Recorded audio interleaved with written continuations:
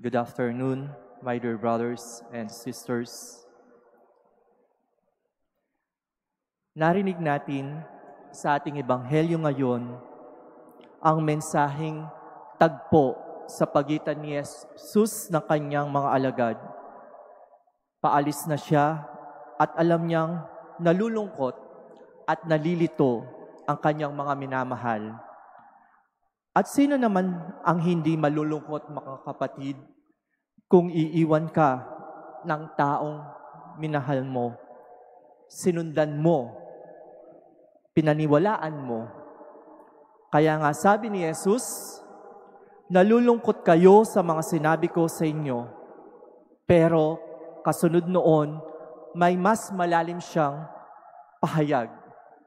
Ang pag-alis ko ay para sa inyong ikabubuti. Mga minamahal kong kapatid, minsan mahirap intindihin kung bakit kailangang may lumisan, bakit kailangang mawala ang taong mahal mo, bakit kailangang dumaan sa lungkot at pagkalito.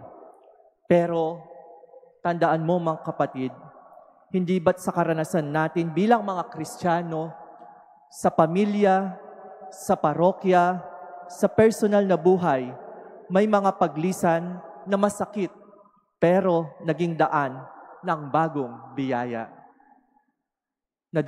Naalala ko, mga minamahal kong kapatid, ang isang nanay sa isang parokya na kailangang mangibang bansa para sa kinabukasan ng kanyang mga anak.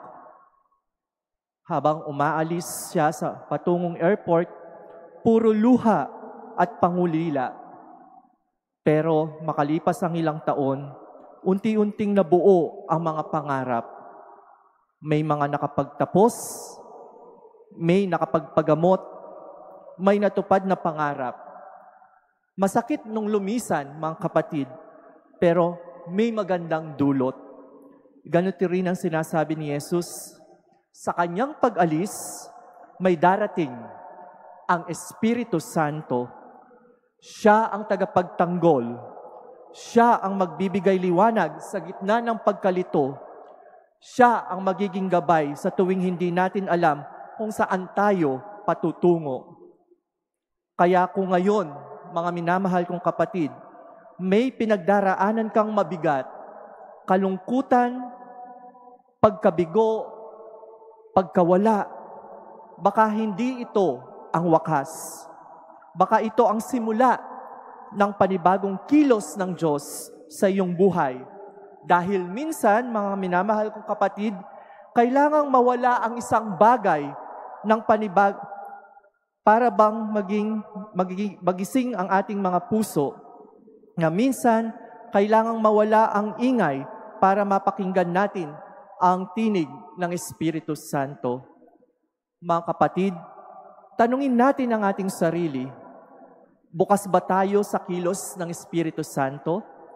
O baka abala tayo sa lungkot, kaya hindi natin napapansin na may Espiritu na palang gumagalaw, humihipo, kumakatok sa puso natin. Ngayong linggo, na ayahan nating si Jesus ang magsabi, hindi kita iniiwan.